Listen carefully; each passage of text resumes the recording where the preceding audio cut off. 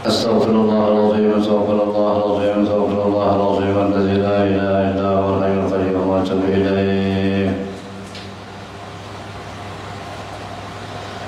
أعوذ بالله من الشيطان الرجيم. بسم الله الرحمن الرحيم.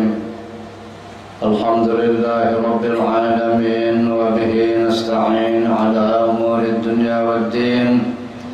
أشهد أن لا إله إلا الله وحده لا شريك له وأشهد أن سيدنا ونبينا محمدا عبده ورسوله. اللهم صل وسلم وبارك على سيدنا وحبيبنا وشفيعنا ونبينا ومولانا محمد وعلى آله وأصحابه ومن تبعهم إلى يوم المعاد.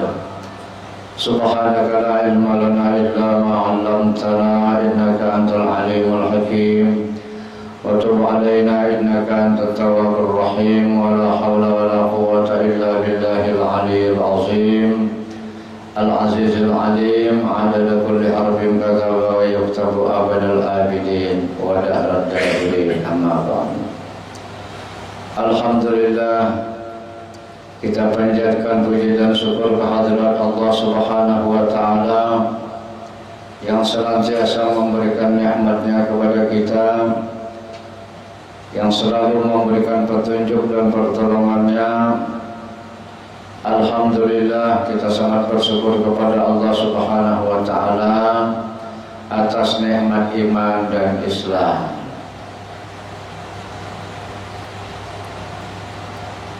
Tinggal lagi kita memeliharanya supaya iman dan Islam kita sampai di akhir hayat, yaitu dengan cara mensyukurinya.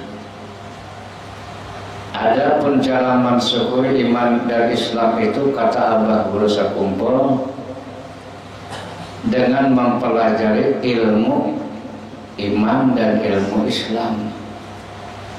Sampai bila ilallah sampai mati.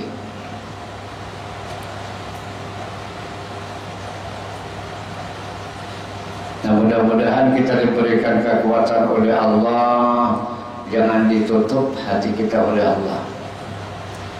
Terus menuntut ilmu, terus hadir di majelis ilmu. Mudah-mudahan kita menjadi syuhada Allah Subhanahu wa Ta'ala, menjadi orang yang mati syahid dengan berkat Rasulullah, dengan berkat para awliya-awliya Allah, berkat Abah Guru kita yang insya Allah malam ini kita akan mendengarkan manaqib beliau.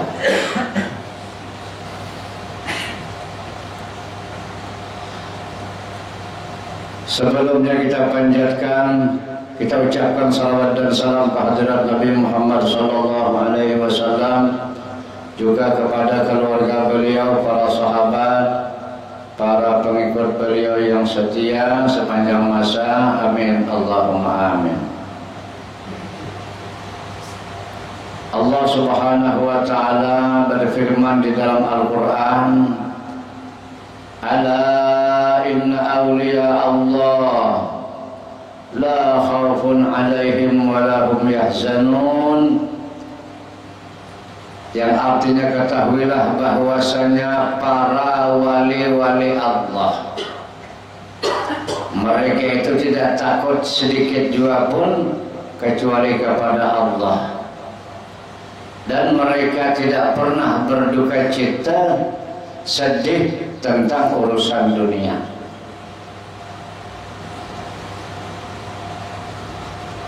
Jadi di dalam ayat itu tadi Allah Subhanahu wa Ta'ala mengkhabarkan kepada kita bahwasanya Allah itu ada mempunyai para wali. Cuman walinya Allah itu dia rahasiakan.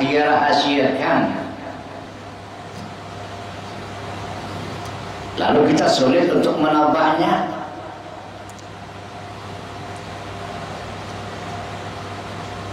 Ada 3 macam yang dirahasiakan oleh Allah. Pertama, Allah merahasiakan murkanya. Murka dulu kita dahulukan biar kita takut sedikit. Allah rahasiakan murkanya di dalam perbuatan maksiat. Jadi di dalam perbuatan maksiat itu Allah menyimpan murkanya. Cuman perbuatan maksiat yang mana kita tak tahu. Oleh sebab itu sekecil apapun maksiat kita takut melakukannya. Takut di situ ada. Karena dirahasiakan Tuhan, dirahasiakan Allah kemurkaannya tadi itu di dalam melakukan maksiat yang besar yang kecil kita tak tahu. Dan nanti dia tidak sama. Misalnya dengan si A ini Allah Ta'ala merahasiakan kemurkaannya di dalam dosa yang kecil ya. Dengan si fulan ini lain lagi. Ya tak sama. Setiap orang itu tak sama. Nah, satu sudah yang Allah rahasiakan. Kemudian yang kedua Allah rahasiakan keridhaannya pula. Kenapa kata Ustaz terbalik baca? Tak apa-apa terbalik itu.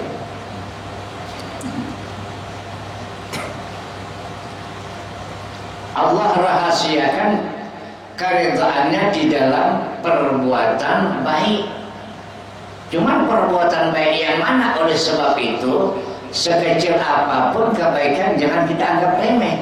Siapa tahu di situ Allah Ta'ala meridai kita. Jadi setiap orang pun lain-lain pula. Ada orang yang dapat keridhaan hanya dengan sebab dia menselamatkan seekor semut yang sedang kesusahan di dalam air umpamanya kan. Selamatkannya semut bawanya ke tempat yang tinggi. Tahukah kita tak ada di situ keridhaan Allah? Diriwayatkan bahwasanya Al-Imam Ghazali setelah beliau wafat, lalu ada orang yang memimpikan beliau. Lalu orang yang memimpikan beliau tadi itu bertanya kepada Imam Ghazali, apakah sebabnya sampean, hai Imam Ghazali, mendapat tempat yang begitu indah? Apa sebabnya? Kata Imam Ghazali, bukan karena aku banyak ngarang kitab, bukan sebab aku banyak hafal kitab. Sebab orang hafal kitab tuh bisa aja sombong. Wah, kata kan bisa sombong kan? Hafal Al-Quran bisa aja sombong kan? Apalagi ngarang putih orang. Ngarang putih macam mana? Karena bergelar Al-Hafiz. Bergelar Al-Hafiz dulu bapak buat nama tak ada Al-Hafiz. Lalu Muhammad Khairani Al-Hafiz. Oh yo, upaya itu Hafiz. Tapi 2-3 tahun akan datang lalu tak ada Hafiz lagi. Orang tetap manggil Muhammad Khairani Al-Hafiz. Membohongi orang. Seharusnya Muhammad Khairani mantan Al-Hafiz. Seharusnya gitu. Bukan nyaman orang hafal Quran. Munsur, ulusur, ilir, sur, kiri, sur, ke kanan. Saya kita hafal Allah. Hafalnya pun tak betul. Masih gagap hafalnya. Kawan saya hafal Al-Quran. Ayah nak jumpa di rumah gitu kan. Haji Hasbi itu gampang tak boleh anak lama-lama. Tidak gampang beliau nak lama-lama ke sana kemari. Tempat kita paling 1 hari 2 hari ya. Melihara itu.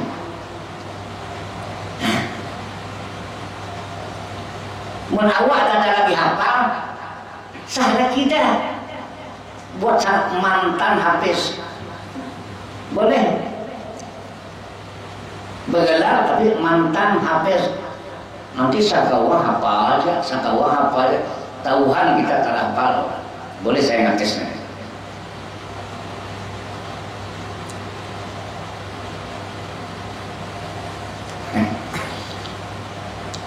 Bukan karena aku aku banyak menghafal, mengarang kitab, kata Imam Ghazali, bukan karena banyak amal yang aku lakukan, tapi aku dapat singgah sana tempat mahligai yang sangat indah ini karena pada suatu ketika waktu aku mengarang kitab, nyawang dulu tuh mengarang kitab pakai dawat, ini pengen celupkan ke dawat nih, kita dawat tulis. Waktu beliau celupkan pulpen ke dawat sini, lalu inggap di sini, lalat inggap mengisap dawat tuh. Kata beliau apa nih? Akhirnya beliau tidak nulis, diam dulu sampai lalat itu kenyang dan terbang, lalu beliau nulis. Di situ rupanya Allah Ta'ala menyimpan kerjaannya. Itu saja sebabnya kata Imam Ghazali, aku mendapat karamah kemuliaan seperti ini. Bukan yang beliau banyak ngarang kitab tuh, bukan yang beliau tuh banyak ibadah tuh. Jadi kenapa kita nih tidak ngarang kitab lah, kita ngarang tuh tansyur. Jadi kita tidak ibadah lah, jangan, karena kita tidak tahu di mana itu Allah Ta'ala memberi keridhaan kita yang di waktu salat apa, yang di waktu wirid apa, tak tahu kita. Tapi Abah Guru Sakumpul dulu ngajari, kata beliau setiap kali hendak melakukan ibadah itu berniat dulu dalam hati, ya Allah, saya nggak sembahyang zuhur mengharap keridhaan Engkau ya Allah. Jadi sebelum kita melakukan wudhu, sebelum kita melakukan sembahyang itu ada di hati seperti itu, tertulis di hati, terbaca seperti itu. Nanti asal gitu lagi, nanti anak baca Quran gitu lagi, nanti anak baca zikir gitu lagi, kata Abu. Karena kita tidak tahu di mana Allah Ta'ala merahasiakan keridhaannya tadi. Dua macam sudah. Yang ketiga, Allah Ta'ala rahasiakan wali pada manusia yang banyak berkumpul nih di bumi ini, banyak manusia. Jadi yang walinya mana? Wali ini bukan gampang kita ketahui. Kita kan nampak-nampaknya tuh. Lebih mudah mengenal Allah kan daripada mengenal wali. Mengenal Allah gampang. Coba saya tanya kita lah, mau topik saya tanya, Pik, ini Allah Ta'ala ya enggak? Pasti dia yang lain. Ke sana lain, ke sana lain, yang itu lain, itu sebelah sini lagi. Nah ini buat saya tanya, Pik, Allah Ta'ala lain kan?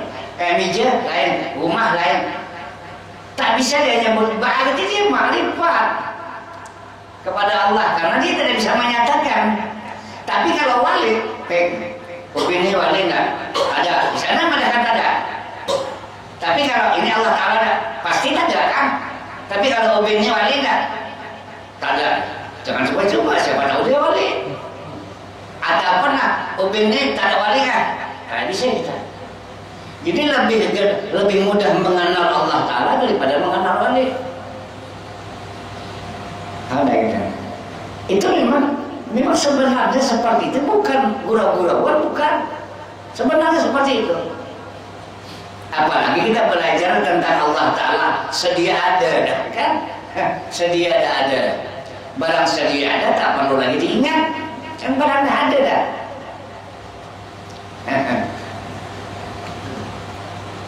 Kata Abah Guru, dirasakan ya.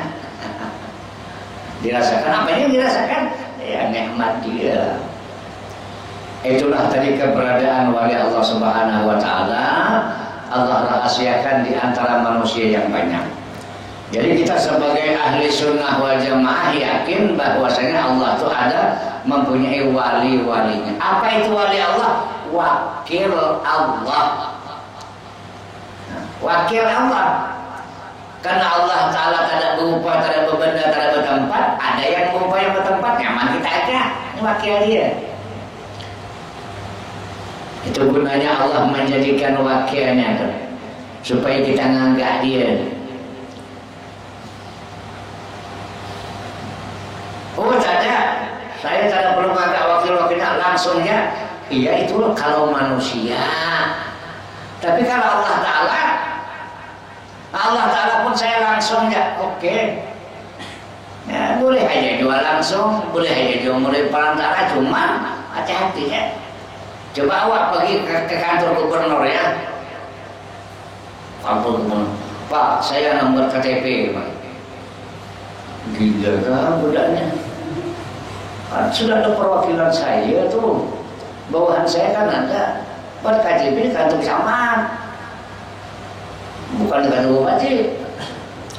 Apalagi mendatangi si Jokowi itu, makin kita dimarahkan ya. Karena langsung tadi itu. Maka Allah Ta'ala nyuruh langsung jalan. Balik. Hanya kepada Allah kita menyembah, hanya kepada Allah kita meminta. Itu hakikat. Ayat itu ayat hakikat. Jadi Al-Quran itu mau paham. Ada ayat hakikat, ada ayat syariat, ada ayat muamalat, ada ayat munakahat. Tidak tahu juga pengen nak berbicara agama, bisa nasihatkan kawan. Kawan tidak tahu mulai itu rupanya akhirnya kawan pun yang sesat ya. Orang berbicara agama itu tahu, paham bahasa Arab, paham hadis, paham Al-Quran.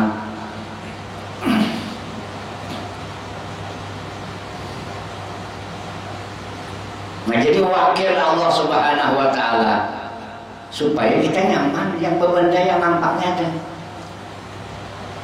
Saya langsung ya itu tadi boleh aja juga langsung. Cuman ibarat kita menyalakan lampu rumah kita nih, kita masang listrik, lalu datang tukang listriknya awak saya, sikit benaga awak bawakan kabelnya, kata tukang listrik cukup ya, tak bisa sampai ke PLN sana, langsung ke PLN. Jadi dari rumah kabel lampunya tuh sampai ke PLN-nya sana tuh. Benyala, langsung. Cuma biasa langsung tuh hati-hati kalau kasih meletup-meletupnya tuh, meletup lampu putusan. Nah ada orang yang masang lampu hanya 5 meter aja dia beli kabel, nyambung ke tiang listrik di hadapannya tuh, di hadapan rumahnya tuh. Karena di hadapan tiang listrik itu mengandung rahasia PLN, mengandung rahasia gardu dan rahasia PLN. Kayak gitu kan. 5 meter ya dia beli kabel, tak menyala lampu. Sama dengan uang yang langsung tadi. Malah yang langsung tuh, mau kita pikir-pikir, pintar kamu loh. Sekian ribu meter umpama membeli kabel, nak langsung ke PLN nih. Belum itu uang marah, karena rumah uang, karena jemukan uang, kan? Belum lagi karena marah tuh banyak resikonya kan. Itulah gunanya Allah Ta'ala ciptakan wakilnya. Jadi orang yang menyalakan lampu listriknya dengan menyambung kabelnya langsung ke PLN, benar, tapi risikonya besar ya. Ada orang yang menyalakan lampu listriknya hanya dengan 5 meter kabel sampai ke tiang listrik di hadapan rumahnya. Karena dia paham bahwa di tiang listrik ini mengandung gardu dan mengandung PLN. Jadi pada diri wali Allah Ta'ala tadi, disitulah mazhar Allah dan mazhar Rasulullah. Paham tak? Selesai sudah. Cuman jangan awak ini kepingin nak sama dengan dia. Kelas awak itu kelas berapa? Kayak apa guru kita pergi ke Madinah sana, lalu beliau yang melihat, awak tak ada melihat, mata awak buta, ilmu awak bagus kamu jagung. Nah kata Abu, maka Rasulullah gelombang itu abah melihat. Karena disamakan dengan awak, jadi awak melihat juga. Sama lah kelas awak tuh.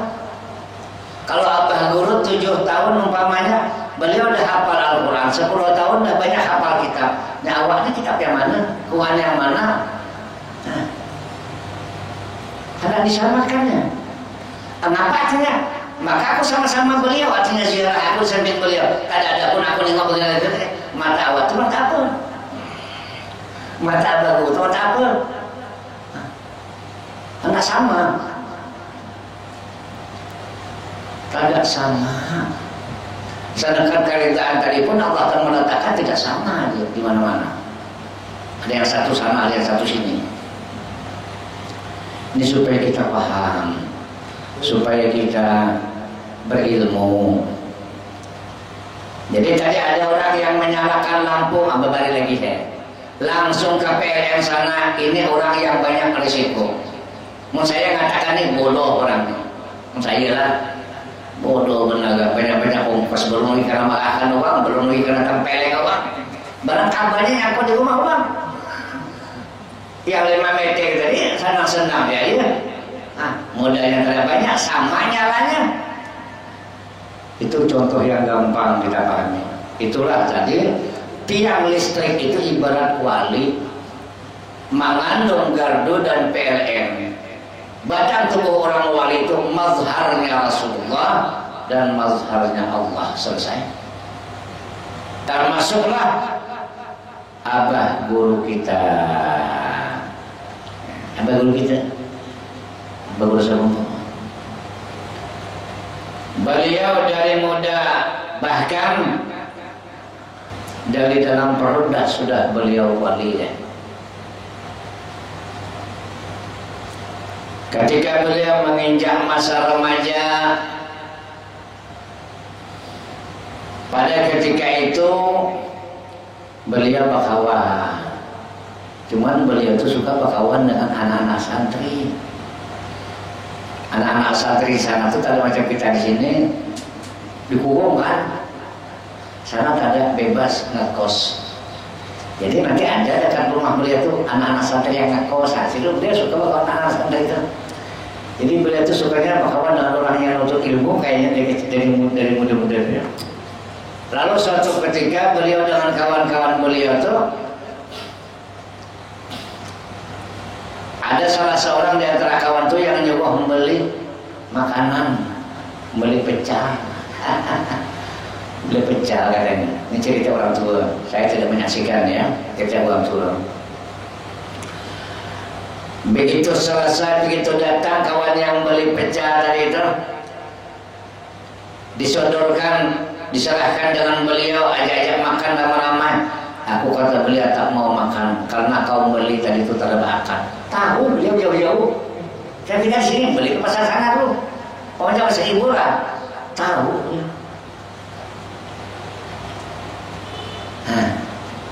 Artinya siapalah membeli pecah tuh? Kan siapalah? Tak ada bakat, tak mau beliau makannya. Makanya saya katakan abah guru belanja yang 1.000 rupiah pun tak mau, tak ada bakat. Ya awak nak sama dengan beliau ni, awak semacam itulah. Kenapa aku tak ada nengok katanya?